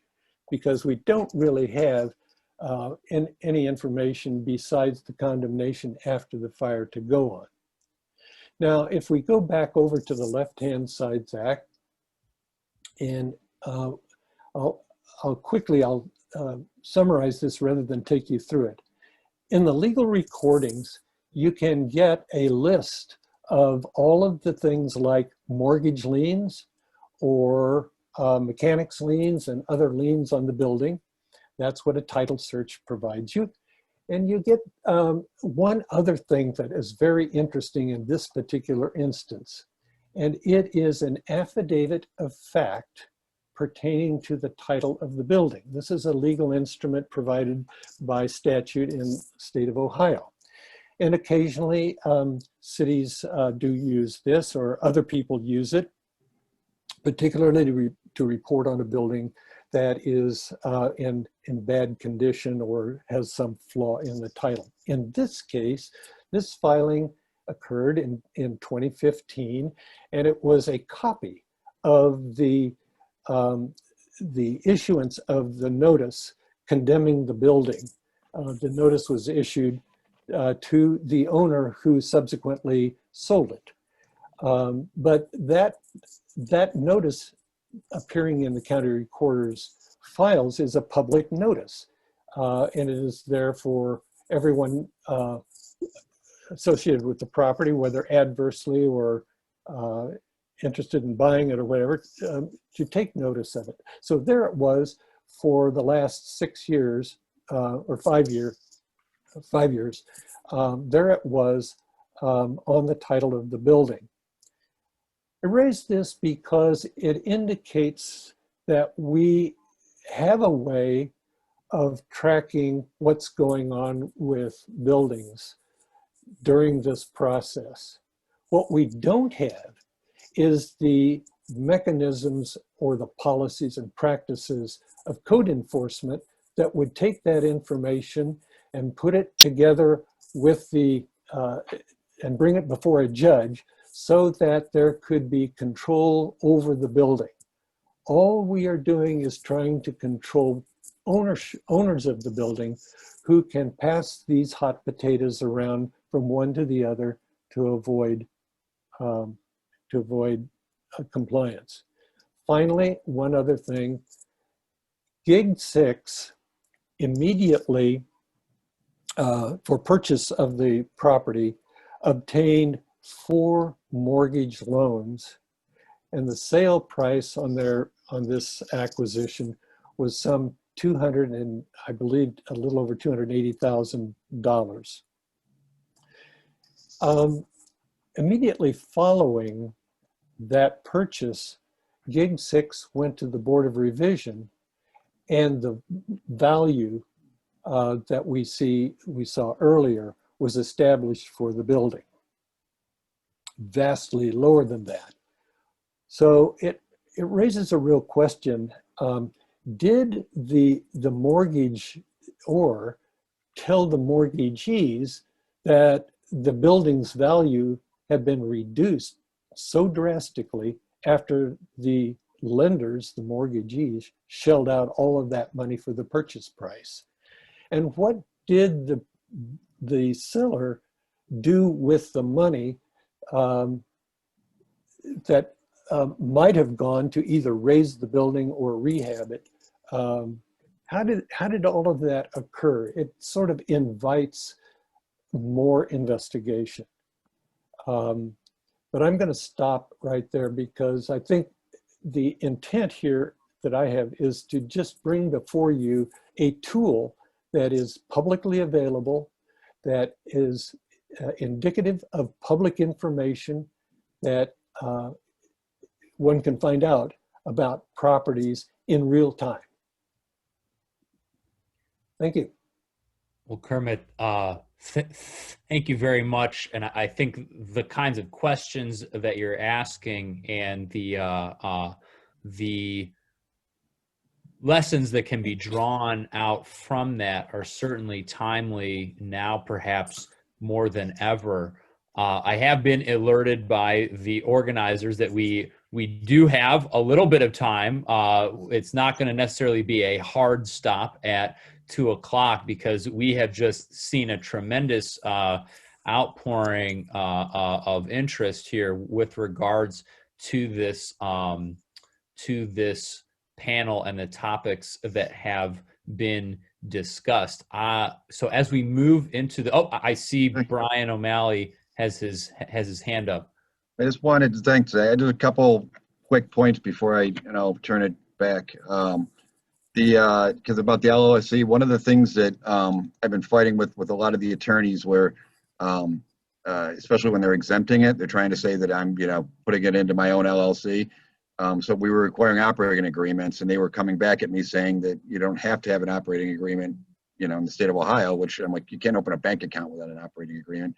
But that notwithstanding, but there's a code that I've been using pretty successfully, ORC 1705.28, that the principal office shall keep the following records, and one of which is the company shall keep its current list of full names, alphabetical order, and the last known business or residence address of each member.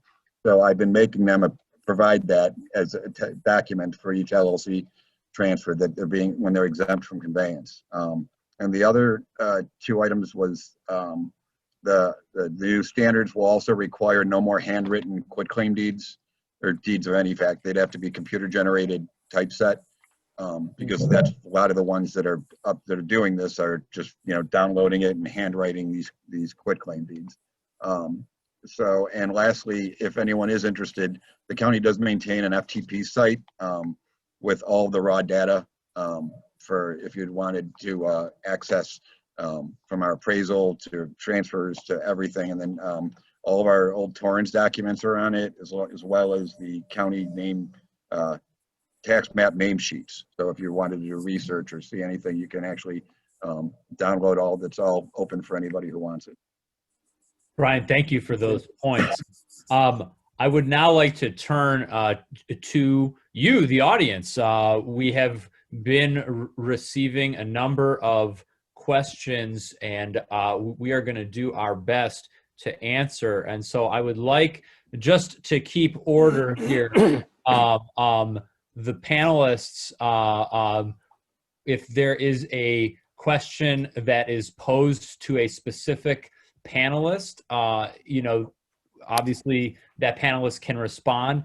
If it is a question that is asked to the group of the 4 of you, as kind of an open-ended question to start some conversation, I would like each panelist to note at the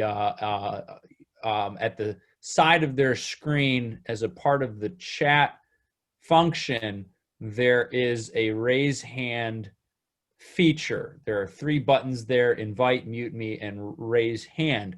So the panelists, can certainly just raise their hand in turn, and so just to offer some commentary. I want to start here by bringing up a question that was asked at the very, very beginning of our presentation this afternoon, and that is one, operating in a middle market as Tim's data suggests with regards to the vast majority of properties being bought in what TCI would consider to be B and C condition, is there any data to suggest that those properties over time turn more into D's and F's, or more into what we would call maybe B plus or A? Tim, it sounds like this is coming to you first. Do you have any thoughts or comments on that particular question? So the data points that we would have would be the Western Reserve Land Conservancy when they resurveyed the east side in 2018. So then you'll be able to see what the properties were in 2015 and now what they are in 2018. I didn't do anything like that for this presentation. I don't know if I see Frank Ford. I don't know if Frank knows off the top of his head, or I know Isaac Robb was the one who ran the survey. I don't know if he's on the call at all. I might have a file on my computer that I could look at and see if I did something like that already. But nothing comes to mind right now, but there is data to see what's happening, at least on the east side of Cleveland, with properties in terms of condition. Thank you, Tim. There was, I guess, on a related subject with regards to condition of the property, and we're talking about ownership here. We did see, I think Mikhail had mentioned that a large number of properties that he is seeing transfer in his neighborhood are owned by LLCs, not even from the state of Ohio, but many times from other parts of the country and even other parts of the world. And so we have a question here regarding the elusivity of point of contact. Heather Lazar says, can someone from the panel explain the role and accountability of registered agent associated with businesses, and if they have any involvement in property issues? Would anyone from the panel like to take a lead on that? It looks like Jamie. Yes, Kermit. I can tell you from experience that the registered agent you contact is only there to receive mail and pass it along. They do not have legal responsibilities related to the function and operation of the entity. So it's there to as the official place to send mail for notices, and that's it.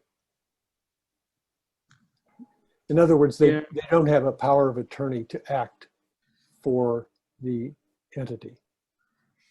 Jamie, I think you're on deck there. Yeah, I was just going to add that's one of the reasons we really want to try to help find a way to do some legislation that would hold statutory agents and property managers responsible in housing court, because currently we don't have any tools to force out of town and out of state and out of country investors into housing compliance. Yeah, I was going to say that statutory agents, it's really difficult coming across them, and there's not enough penalties at all. So I was hearing that you were mentioning more civil penalties instead of criminal, because you can't prosecute LLCs. And a lot of times businesses get away with things that people couldn't get away with in communities more than ever, and especially on the east side. It seems like the businesses do more damage than some of the people that own the homes. So kind of along with that, this is a question that came up earlier, and I think it's being directed to Jamie, but I think, certainly might be something that that everyone on the panel could probably answer. And this is coming from Michael Bokanovic. Jamie, how are institutional investors allowed to prevent prospective buyers from inspections, seeing sites before purchase. I think he posed a hypothetical, are there no buyer protections or rights in this regard? I would probably rephrase that as more of a direct question of what are the current protections out there that you've seen in terms of, I guess the question would be along the lines of buyer protection against counteroffer, but just when we're talking about how institutional investors allowed to prevent prospective buyers from inspection / seeing sites before purchase. Jamie, do you want to? Yeah, absolutely. So basically, if we're going to use Holton Wise as our example, because they're so active in Old Brooklyn, Holton Wise is not only the property management, but they're also the real estate brokers. So they're representing the seller, and they basically, it's just a buyer beware. If you are willing to buy a property without looking at it, then great. If you're not willing to buy a property without looking at it, you cannot buy one of these Holton Wise properties. Okay. I also have. I'm also seeing here. This is a question coming in from Mary Dunbar, and she writes, wasn't this a predictable outcome of changes in federal policy favoring investors? Anyone have any comments there? I know that there have been fairly significant changes since 2016, particularly affecting HUD. And just a continuation of some of the deregulatory policies. But would anyone on the panel maybe care to outline, if they can, what impacts or changes at the federal level might be having an impact here locally with regards to this dramatic upsurge of investor activity as noted by Tim's data? Anyone who'd like to take a crack at that? I think one of the things that's happened is the banks have backed out of doing small dollar mortgages.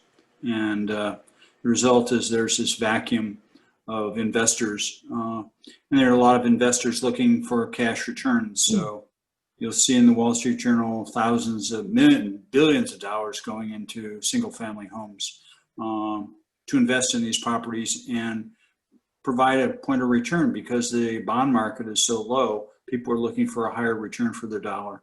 And this is what's happening. I mean, I forget, 3 years ago, we did a forum, and the issue was, do you do small dollar mortgages in underserved neighborhoods? And a lot of the banks said, we don't make profits on these, so we won't do it. So it leaves that market kind of wide open to people. And it's a really serious problem in Cleveland neighborhoods and the suburbs. I mean, the investors get it in Maple Heights and Cleveland Heights. I mean, wherever you are, they jump on it before anybody else can get it. I'm correct. The opportunity zone legislation is something that could be considered federal legislation. And I can say that personally, now it's kind of hard when you have federal legislation that may incentivize things for investors, but you don't have a community that has been educated on real estate development and educated on tax law and incentives. So sometimes it might fall upon deaf ears, and then other people would be able to benefit from it, even when, you know, something is put in there to help in some way. They're over there right now. Kind of on the same track of that, Brian, this is a question that was directed, I think, to you with regards to some of the changes that you outlined and the public hearing period. Have those hearings been announced, and what opportunities are there for residents to become educated on some of the goings on at the county level? I'm thinking particularly of things like property tax issues and some of the other things that we've seen with regards to liens, et cetera. Like I said, we have signs all over the office, and it's sort of a mantra running around here is because people, they want us to sort of give them legal advice. So I mean, it's a common thing. You go to a government office, and we have to keep telling them, like, listen, like, well, no, we're not asking you, like, why they want to do a quitclaim deed, and we're always like, you need to contact an attorney. Well, I don't want to pay an attorney, and I'm like, well, I didn't want to pay a plumber, but my basement flooded. Like, this is where you're at. So we do our best to try and educate people, like the process. I said, this is I said, before 2008, this never happened. We didn't have like 5,000 quitclaim deeds. It was 98% of our transfers were from title companies, and attorneys. Like, the only public we ever had was people filing affidavits surviving spouses. After the crash, it's like I said, this quitclaim, it's blown up. Like, we're doing everything we can to try and like explain to people how the process works and how it should work. And I think that's the biggest one. Is a lot of people who come in here.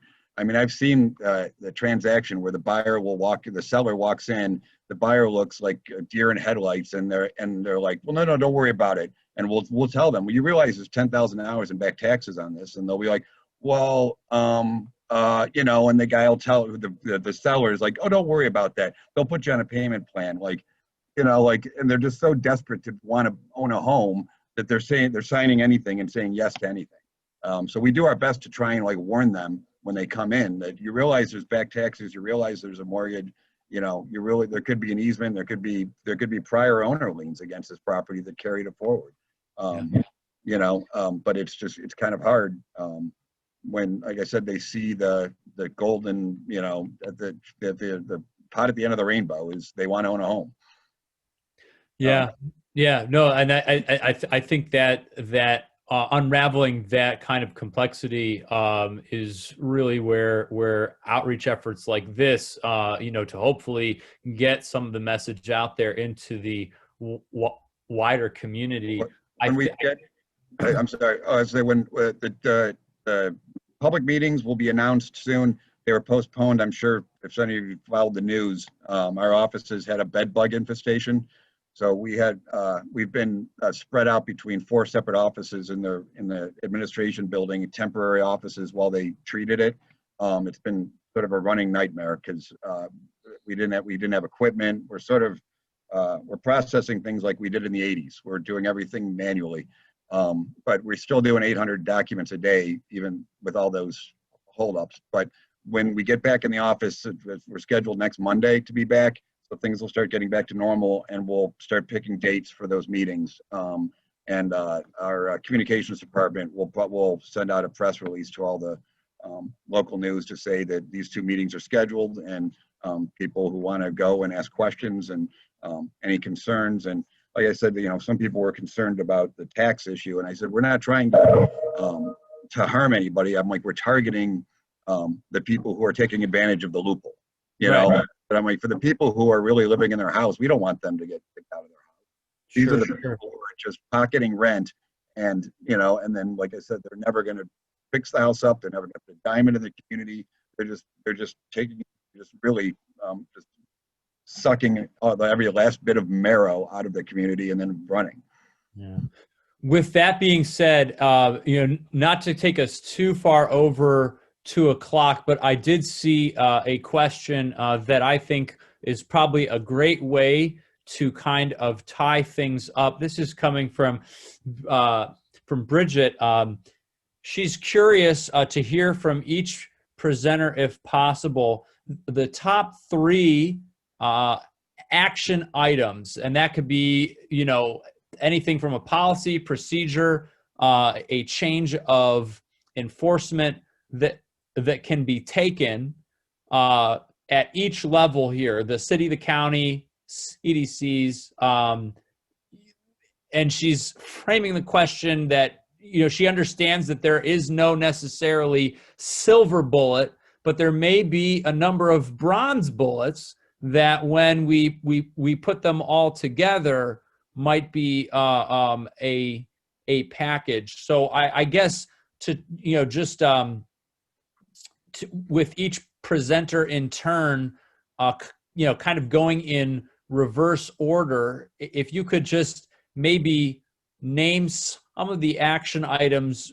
It doesn't have to be 3, I think, just maybe 1 or 2 or 3 if you have them, that we can take here at either the city, county, community-based level to try and stem the tide of this, what I think Brian mentioned is essentially a tsunami of LLC transfers in the wake of the housing crisis. So we'll start with Kermit.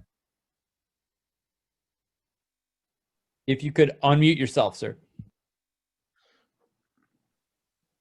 Well, I'll offer one for openers. I think a more strategic approach to code compliance enforcement should be developed, and that it should include early intervention by watching transfers, because at the point of transfer, there is information that could be indicative of subsequent failure to comply with codes that have to do with habitability.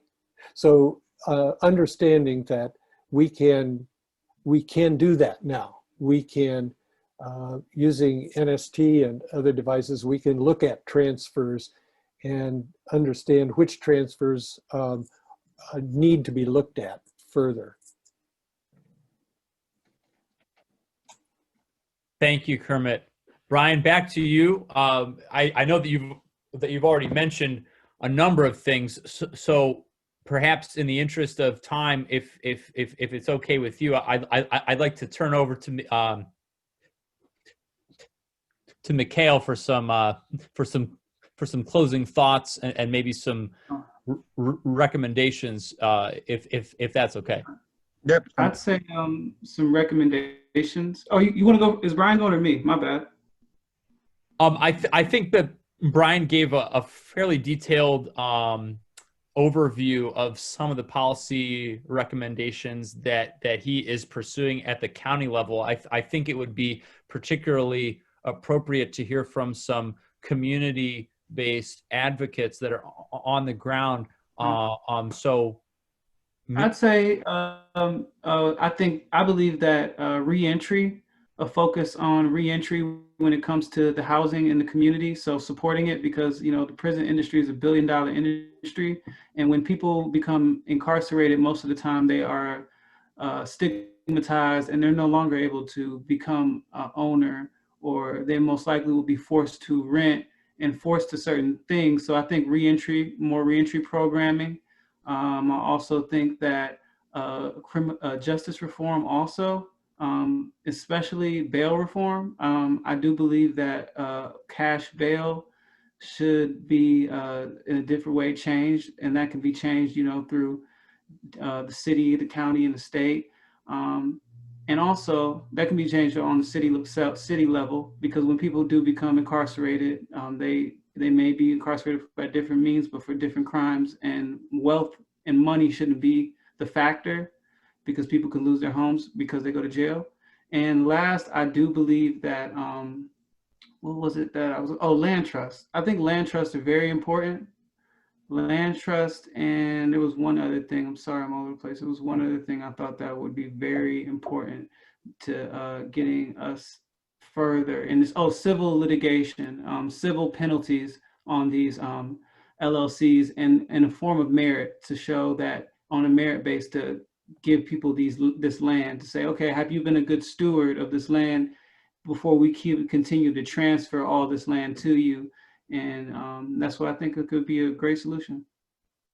Kale, thank you so much for those comments. Also to Jamie, some final thoughts here. Some, the top 3, or of the top 2 recommendations that, as a neighborhood advocate, you would like to see moving forward.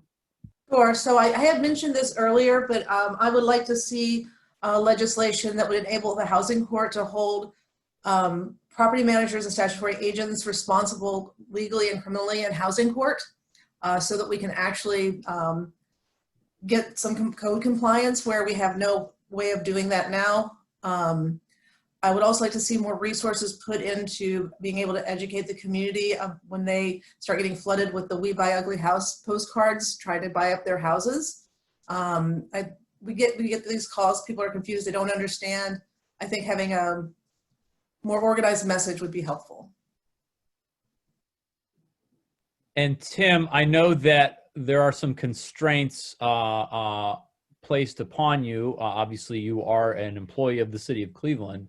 And so I'm actually going to rephrase the question to you, and that is specific to data. What are some of the data points that you believe are most pertinent for institutional actors, advocates, policymakers? What are some of the data points that you believe we should be looking at to really get the best possible picture of the situation and the negative or potential negative outcomes that are illustrated by the data? So I honestly,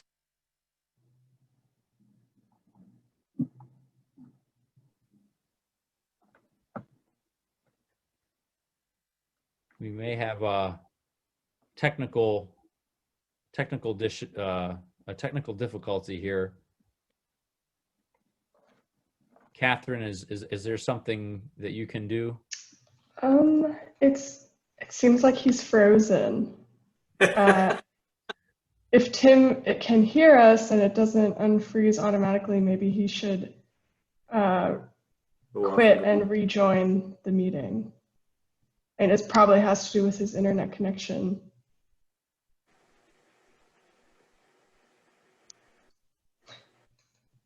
But I'm not sure if he can hear us or not. It's likely frozen on his end as well. Oh, but it seems that he's gone. Okay. Well, he may try. There was a crocheted thing hanging in the building department. I have to say, as a young advocate, it was to err is human, but to really screw things up, you need a computer, and that's something that I've certainly taken with me. Just in the interest of time, we sincerely appreciate all of those who have attended, who have answered and asked some really incredible questions, helped to provide some additional context and clarity on behalf of the Vital Communities, Fair Lending, VAPAC, Cleveland State. I would like to offer some sincere thanks to each and every one of you who took time out of their very busy day. I do need to check in on my child. I'm sure that many of you do as well. Make sure they're on time for school. But just with everything going on here, that we were able to have such participation really, I think, highlights to me, and it should highlight to everyone, that this is a hot topic, that this is a serious issue, and is one that is not going away anytime soon. So with that, I would like to turn it back over to Charles Bromley for any final remarks, but otherwise, thank you everyone for your participation. And also, we have some of our sponsors and partners here on the screen here. Thank you to everyone and to all of our partnering organizations and institutions. Charles, do you have any last word? Just one thought. Thank you, Zach, for doing a great job on this program. And it's a wonderful job. And I think that one of the things that we are looking for are answers. We'll have a write-up of what we had here today, and hopefully people can work together and collaborate and come up with answers. And I just, I think that we struggle with these issues so often. I mean, we've been working on the Buckeye building for 6 months, petitions, hard work, all this kind of stuff. I also want to mention on November 13th, after the election, we're going to have our annual fair lending conference. Lisa Bates is going to be our speaker. She's from Portland. She's a city planner looking at issues related to reparations. And I think it's an interesting topic and one that we're going to cover carefully. I hope people enjoyed this. I should mention, you know, we do have sponsors, but if anybody wants to throw $10 our way, we'd appreciate it. This has been one of these years. I've done fundraising 40 years, and I've never seen anything like this. It's like we fell off a cliff. I mean, it's just been unbelievable. So if you see the PayPal thing or make a donation to the Ohio for Lending Coalition, we'd greatly appreciate it. And Zach, what a great topic. This had the largest outpouring of people coming to our Zoom thing ever. We had 150 people. I mean, this is a topic that is on people's mind, and housing code enforcement, LLCs, this is the lifeblood of a city. People have equity in their properties and they build wealth this way. We're becoming Potter's Field in Cleveland. So thanks so much, everybody. Take care. Have a great afternoon and stay healthy, everybody. Keep your mask on. Yep. Bye-bye. Bye-bye.